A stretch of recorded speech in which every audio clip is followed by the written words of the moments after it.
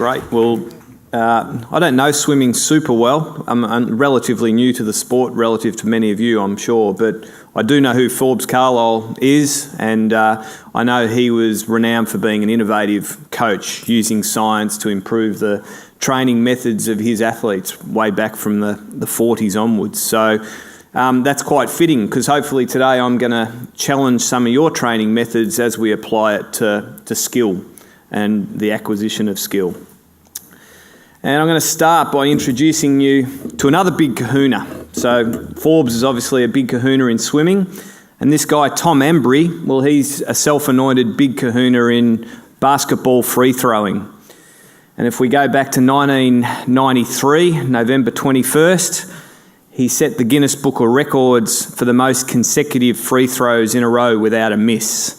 2,750 in a row.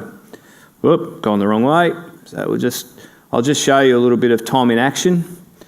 Gets a bit monotonous, as you might expect, 2,750 without a miss. The only reason he stopped at 2,750 was that he only had the gym booked for 12 hours and they kicked him out of the gym. So extremely impressive effort at the age of 71. That record has now been overtaken by another American fellow who's up to 5,212, just out of interest. But we don't really have time to show all those shots, so I'll move on. My point of introducing you to Tom, and I'm going to come back to him a bit later, is the whole idea that skill is really technique under pressure, holding your technique under whatever pressure. So think about it, and I often think about him shooting his free throws. What happens when you get to 999? The pressure, you'd be like, oh, I better not swear, but I don't want to miss. So there'd be a lot of pressure coming on here. Same thing happens obviously in swimming, and I think the biggest form of pressure I see in swimming is when fatigue starts to take hold. How the ability to hold your stroke while under significant physical duress. And that's what we need to assess. So when we're looking at skill and we're looking at methods to train skill, are we preparing our athletes to hold their technique under pressure?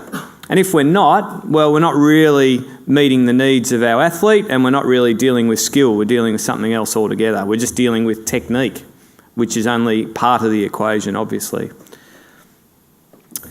So I'm wondering, many of you, I suspect, might have read or seen these books, or one of these books, or both, and they're really entertaining reads on how people learn skills, essentially, and they're really based around one key theory, which is known as the theory of deliberate practice. And you might know it as the 10,000 hour rule, or it takes 10 years to become an expert. Are we familiar with that? Show of hands, maybe, would help me. Okay, so most of you are familiar with that. So the logic here, and really swimming is a classic, in a general sense, it's a classic sport for adoption of this theory, that to become highly skilled and an expert performer in whatever discipline, skill, domain you're interested in, you've got to amass some 10,000 hours. And so the theory says, well, get started early, knock up those hours so that you can be expert. And if I start before someone else, I'm going to become expert before you, etc. The issue there, and if you extrapolate that to what I see as a parent with age group swimmers, I see coaches asking my kids to swim. They go from 1, and then all of a sudden it's 3, and then it's 6 sessions a week at 11, 12 years of age. And when I wear my skill learning hat, I'm like, well, why do they need to do that much practice? It just doesn't make sense to me. So today is really me hopefully challenging you about, why do we do so much practice in swimming? Do you reckon we could do a fair bit less and still have the same impact, perhaps even a better impact? And then if we think about all the consequences of over-specialisation and overuse in terms of injury, Dave talked about the protection of young shoulders as a good example. Well, if we practice less and we practice smarter, maybe we can influence that as well. Psychological well-being of the kids, their ability to do other sports. So I get told all the time about, don't do anything other than swimming because it wrecks your stroke. Don't go and do life-saving, that really messes up your stroke. And again, my scientific hat about skill learning, it just doesn't add up. It doesn't make sense. So hopefully I'll challenge you on that today. So this theory of deliberate practice is about knocking up lots and lots of hours. But as it's been applied to sport, so this was established in 1993, looking at virtuoso violinists. As we apply it to sport over the years, the rule is now 10,000 hours plus or minus about another 6,000. So you could do 20,000 hours of practice and still not be elite. You could also get away with 3,000 or 4,000 hours and play for Australia. And it happens. There's many, many examples, research studies that have now demonstrated that. So what it's really pointing to is that the quality of the practice is the key, not the volume, not the repetitive volume. And so that's a challenge. And particularly in swimming, it's a challenge because of the nature of the way the sport is conducted. You do have high repetition. You can't change that. It's a high repetition sport. So we need to think about how we can manipulate this repetition. So a little study that we did, an observational study with some swimmers across a couple of different centres, and we really just coded their turns. We just looked at basic turn technique in terms of foot position, whether they're breathing once they get past the flags, how high their foot position is, things that we could see really easily in an observational sort of setting. And we measured the quality. And this was the quality of successful turns that they were able to do. And you know how many turns athletes do in a given week. And this is the percentage of low quality turns that they're doing within a week. And when I showed these numbers to the coaches I'm working with, no one was surprised. Everyone's like, oh yeah, that's about right. About 90% of the turns they do are crap. Why? That's your responsibility as coaches to change that. So it seems to be an accepted thing that it's okay to do junk repetition. And so straight away, if we're only getting good quality turns 10% of the time, well, there's a lot of scope here to make some positive improvement, I would have thought. And so the analogy I have is that it's like we've just got cows being milked. They just turn up, get milked, same time every day. You just come through and empty the bladder, or not the bladder, but empty the milk, out you go again. And I know coaching's a lot more than that. And certainly when we're talking about skill, it has to be a lot more than that. And it has to be a more active process on behalf of the athlete involved. And so that's what we're going to spend a lot of time on today, is how do we practice so that we do get value out of it. Not all practice is the same. We can get far more value out of any given repetition, and that's what we're going to focus on. One of the things which I haven't got really a lot of time to touch on, but in brief terms, we know that the best athletes are the most self-regulated. And without going into this is a separate lecture really, but they plan, they evaluate, they reset their goals based on the process of what they've just done. So they think about what they're up to and where their gaps are, where their deficiencies are. They take ownership of their development. They're not passive in this process. And this starts to occur from about 12 years of age onwards. You have the capacity to be very self-regulated. And work we've done in what I consider to be a fairly similar sport to swimming in terms of volume is tennis. And the work we've done there, we can tease apart those that make the top 100 versus those that don't on the basis of their ability to self-regulate, take ownership of their development, think about their practice. But it takes a really good coach to help empower an athlete to take ownership. And so that's your role, is to develop this. And I was reading something the other week which was about the American swimming system in the 80s. And it was a fantastic article, and it's essentially talking about that excellence is really mundane. And so we've got Madam Butterfly down the bottom here making the quote that people don't really know how ordinary success is. And there's a whole little snippet about her approach to practice, and it just demonstrated that even at the age of 13, she had developed self-regulatory skill. So she identified that she needed to get to training on time. So she wasn't apparently very good at turning up on time. So she really started demanding that, Mum, you've got to get me straight from school and I've got to get there on time. That became a real big shift in her mentality.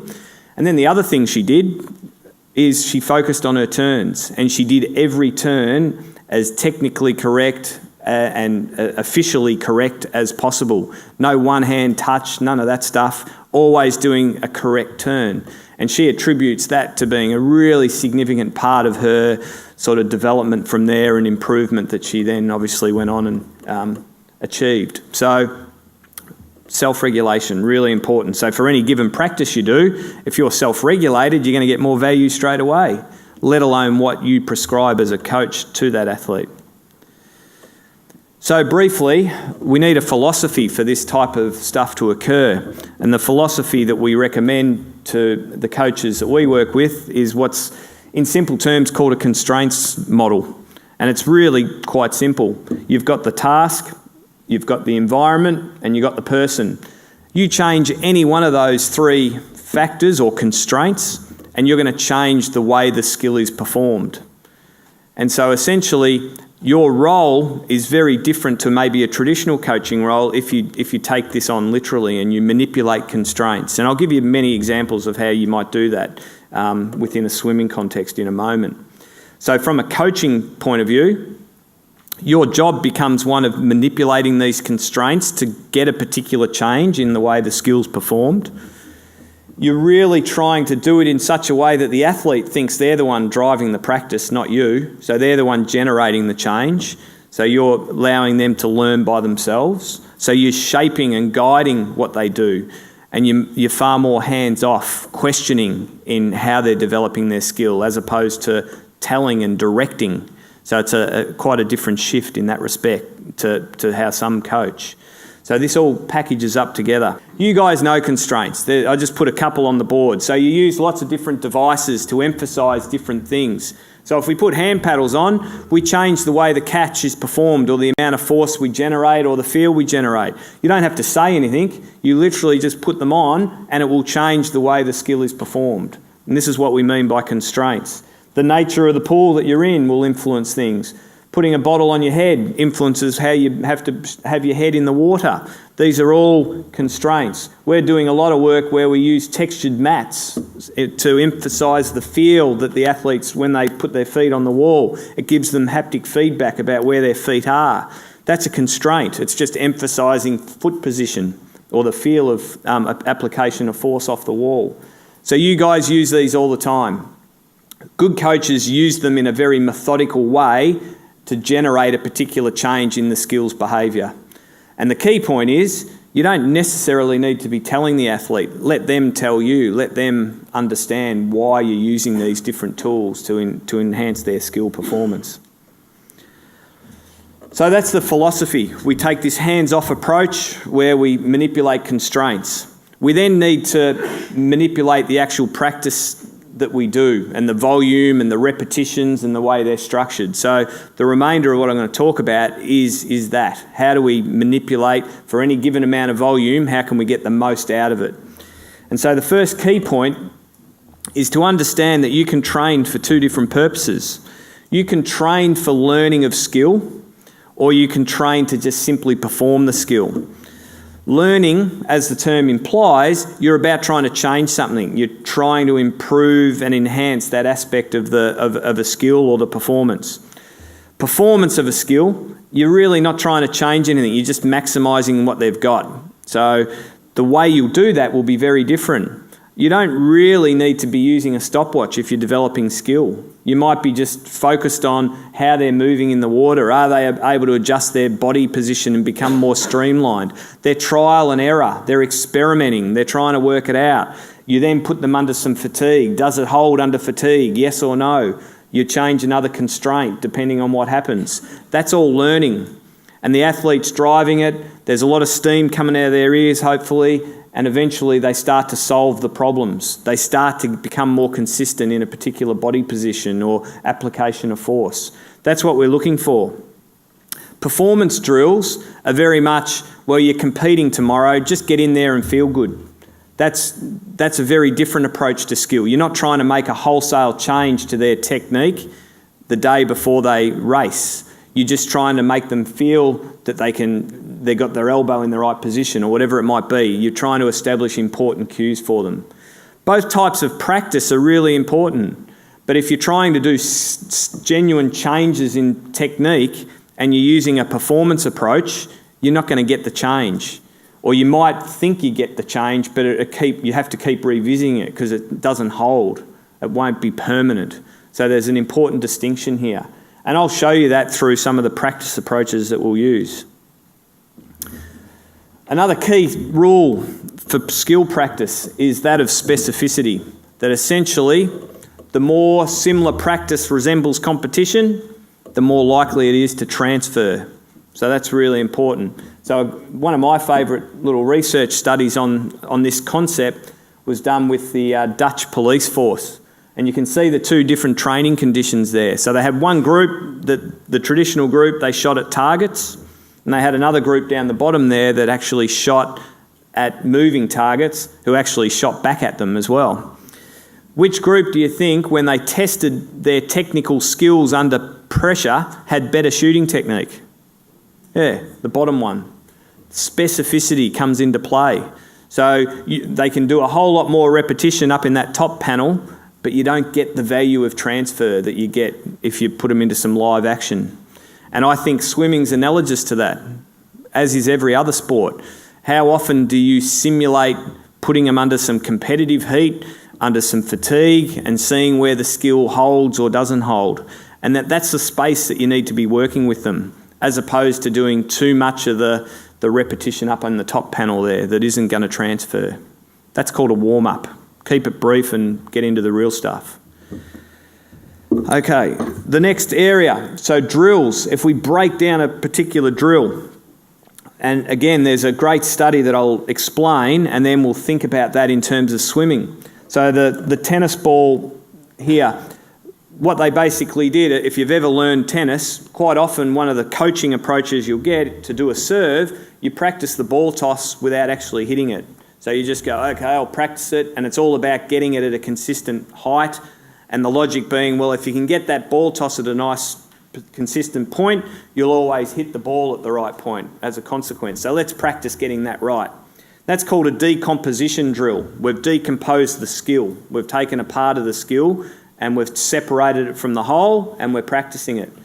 What the research found was when you practice that way, you actually learn to practice tossing the ball about 12 centimetres higher than you actually do when you practice hitting the ball. Actually, 12 centimetres lower, sorry.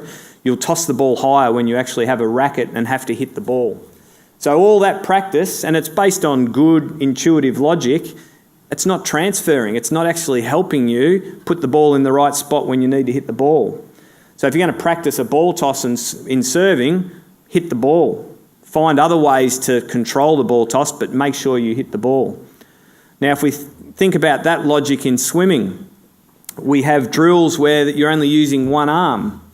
So I look at those and I go, I don't know if that's the way to go here, because you're decomposing the essential element of the skill. If you've always got two arms in some sort of sequence, we need to keep the sequence there. We need to keep it as a whole. We shouldn't be separating it. Now, again, the logic is good. The logic is we need to separate it, to isolate and to exaggerate. So that's a really important part, but we have to find other ways where we keep the skill as a whole. So the argument that we put forward is that simplify and exaggerate, but don't decompose. And so snorkels, fantastic example of exaggerating and simplifying, but keeping the skill as a whole. So that's fine, because the only thing you're not doing is your breathing. Now, breathing, David talked about breathing and butterfly. I think we'd have to think about that, because if that's creating a different head position to what when you're not using a snorkel to using a snorkel, we'd need to think that through. But this is the process that we should be going through with all of these type of drills. So just because it's been done for a long time doesn't mean it's right. And equally, we need to verify that what we find in tennis and other sports actually still applies to swimming. So hopefully just think about from that point of view. One area where I think there's a real amount of growth that can occur for swimming is to partner with your local gymnastics club and send your athletes for a session with gymnastics once a week and take them out of the water for that session instead. So if you've got 6 sessions in the pool, make it 5 and put them in gymnastics for a session. And I think the reason being there is significant transfer from gymnastics into swimming. The movement patterns, the language, the way they instruct, I think it would be really valuable. What we've noticed is athletes that have come from a gymnastics background, their coachability for skill, their ability to sense their position in space, second to none. So we really should be looking for kids at all facets to start with gymnastics. It's a brilliant foundation before they come to more competitive age group swimming or whatever it might be. So this is a really positive form of transfer that we should be looking to encourage.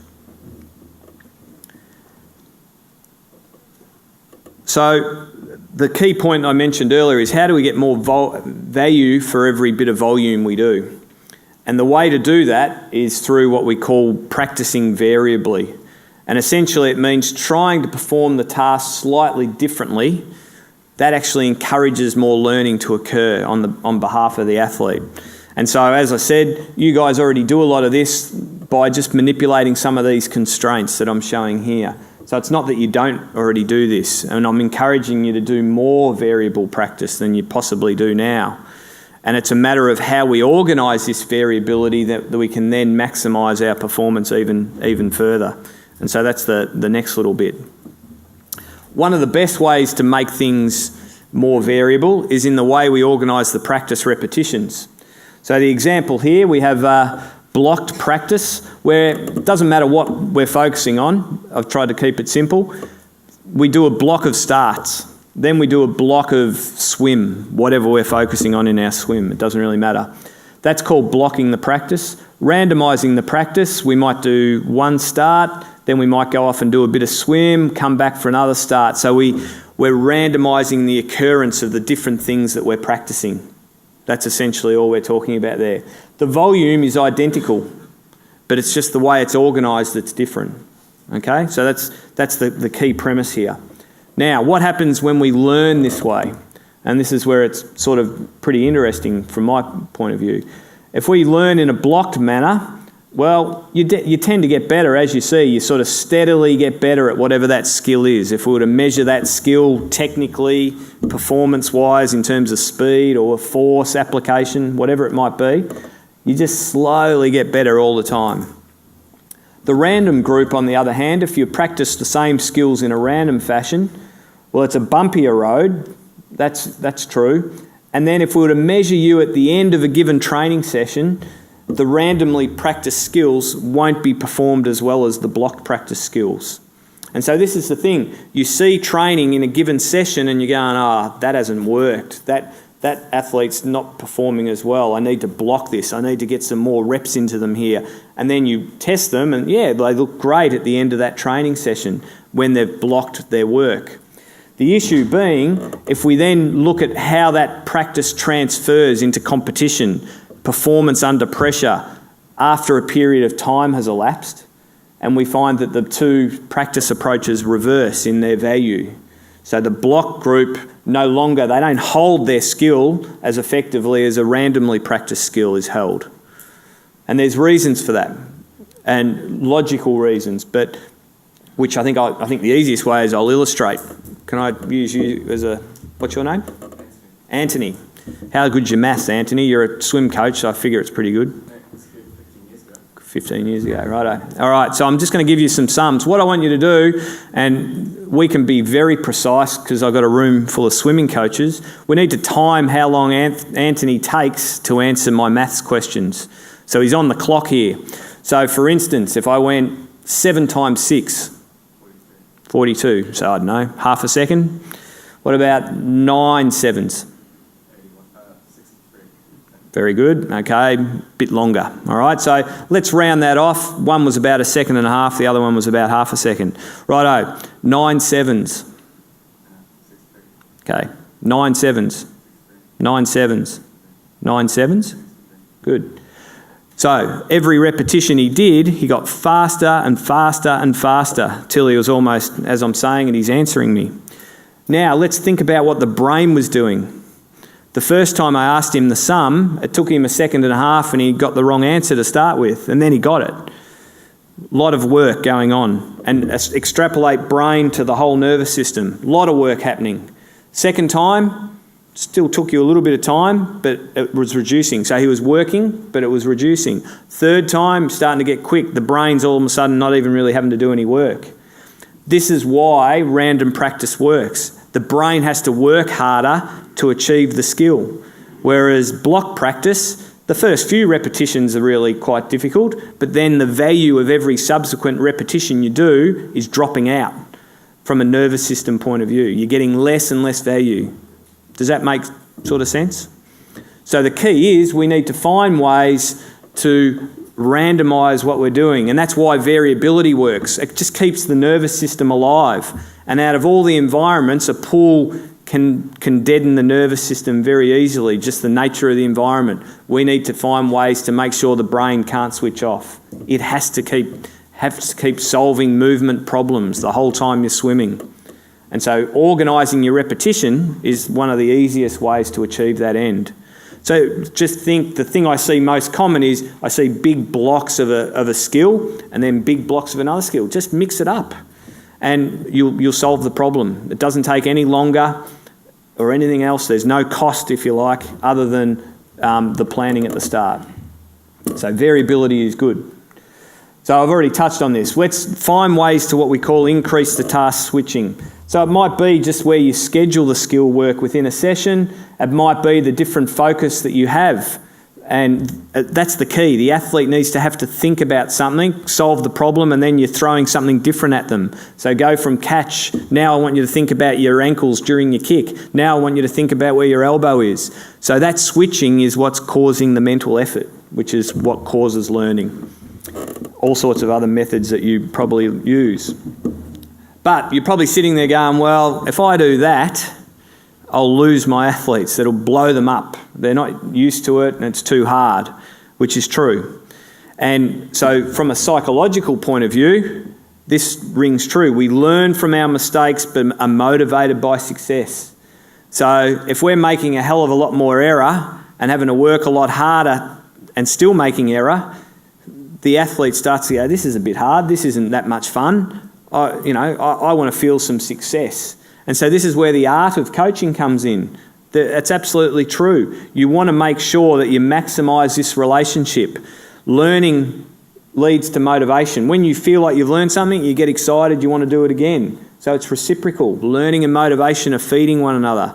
So we don't want to kill their motivation by making training too hard, too much steam coming out of the ears, but we don't want it to be no steam at all either. There has to be this happy medium here. So that's part of the challenge, I think, from a coaching point of view. An interesting research where they've looked at if you actually get an athlete to plan their own training, how would they organise it? And what we found, and not just us, but they'll block practice when they make a mistake, and when they feel like they're going well, they'll randomise it quite naturally. Maybe not as random as what the scientists might want, but they certainly do start to randomise. So that's our human nature. That's the way we're going to respond. So we already know that. So let's take advantage of that as a coach. Let's think about how we can do it. And there's one person more than anyone else that's thought about this. I want a little guessing game for you. Who knows this fella? Great scientist. Dr. Zeus. Absolutely. You know the books. You've all read the books to your kids. Probably still do, hopefully. And he nailed it. He has nailed this whole concept of random variability, but just at the right level to maintain motivation and hit the right, what we call challenge point, as I'll touch on in a minute. So this is a famous book because he only used 50 words to write the whole book, and he did it through lots of these repetitive little phrases that you've probably seen and had to read, and I'd have no doubt you probably remember the phrases, all right? And that's part of it. So in terms of kids learning to read, and there's not much different between learning to read and learning to swim other than the movement, this is a very effective way. So again, if you just took phrases from a Dr. Zeus book and put in different focus points or drills within your swimming, you can't go too far wrong in terms of how you might organise this to maximise the learning of your athlete. So I think it's a really effective way. Another way that you've probably all played in the school grounds at some point is the old game of round the world. So scientists like to put fancy names on it, so we call it win, shift, lose, stay. So in other words, if you get the ball in, you get to shift to the next spot on the key, and you try and get that one in, and if you get it in, you go to the next spot. But if you fail, if you miss, you lose, you stay where you are. So you think about that applied to what I've been talking about. It's the perfect way to individualise the learning for your athlete. If they're making lots of error, well, they're probably, to randomise it and make it more variables, probably a bit over the top for them. They can't cope. So therefore, this almost helps you self-select the level of variability that someone experiences. If they keep nailing the technique that you're working on, keep shifting them, keep moving them on. But if they're failing or losing, hold them a little bit longer at the one spot. So it's a really practical means of individualising this stuff. And I've already touched on that, but it's about finding the right challenge point for each athlete. Okay, so for many of us, this is about the right size hole for putting in golf. For someone like Tiger Woods, this is taken some time ago, this photo, but it's a really good illustration of the point. He puts 2 tees in the ground, just wider than his club head. He putts with one arm, and he does 100 in a row from a metre. And that's his warm-up. So that's his challenge point. It's a little bit different to most of ours, I would have thought. So all you've got to do is find that spot. And let's think about it, as I said earlier, with swimming, where I find the challenge point is when the fatigue hits. So find ways to get your athletes to that level of fatigue as quickly as you can, and then start the work. That's where the learning's going to occur, at that challenge point. So, and there's different ways, I suppose, that we can look at doing that. So hopefully, to tie up this area, it's not just black and white in terms of it being all random and all blocked. There's this very much a happy medium. There's a lot of psychology going on, a lot of coaching skill. Obviously, from a performance or learning point of view, if I'm about to race, I'll probably use block practice and inflate the confidence of my athletes. That's what would make sense. But if I'm early in a training cycle and I've got 14 more weeks before we're going to race, I'm less concerned about their confidence and I'm going to do a lot more random. So think about the purpose of the training, why you're using it and when you're using it. Think about, obviously, the skill level of your athlete. That's going to influence things greatly, obviously, as I've hopefully illustrated. And then the complexity of different skills. There are harder and easier skills. And so obviously the more difficult the actual skill is to learn, well, the more effort it's going to take to learn. So you need to make those skills more blocked in their nature to get going. Because what we also know is that when you make mistakes, that is increasing the amount of mental effort you're putting into your learning. So just by making error, that actually has a significant impact. So we need to manage that. So they're the rules of thumb, if you like, for how we'd apply this. Okay, just to finish off, I'm going to just shift into what complements practice, which is what you say. So the instruction you give, the feedback you give. And so I've just got a few key points here.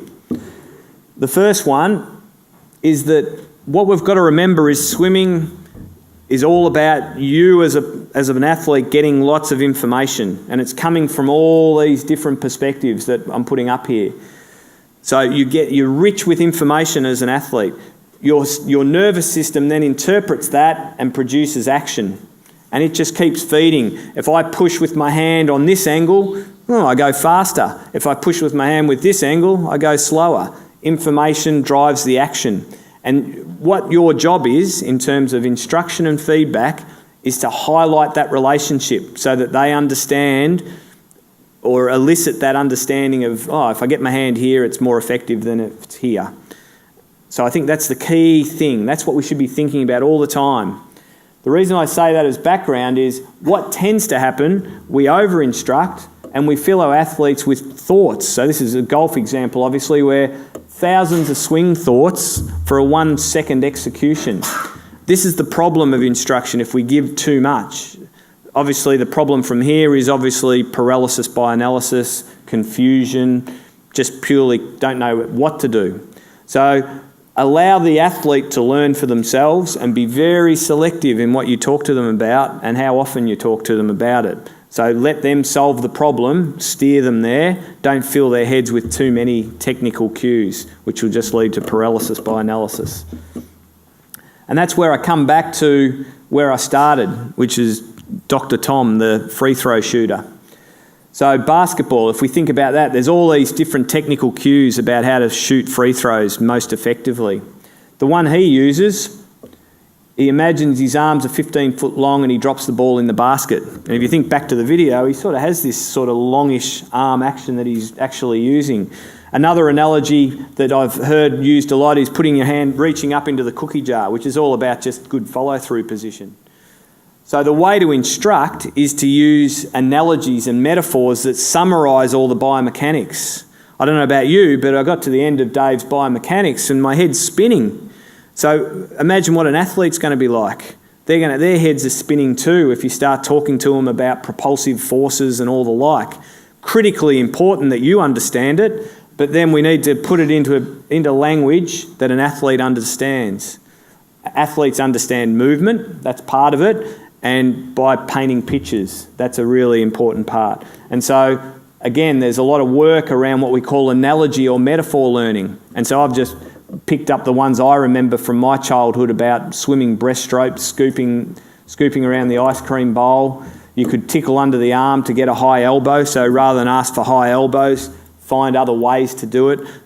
I'm sure there are thousands and you'll know them far more than I will. I would strongly encourage you to use these type of instructions rather than technical instruction. It has the benefit of simplifying the message. You normally can have 3 technical points in one if you actually do it that way. Sounds like the surf's come to us.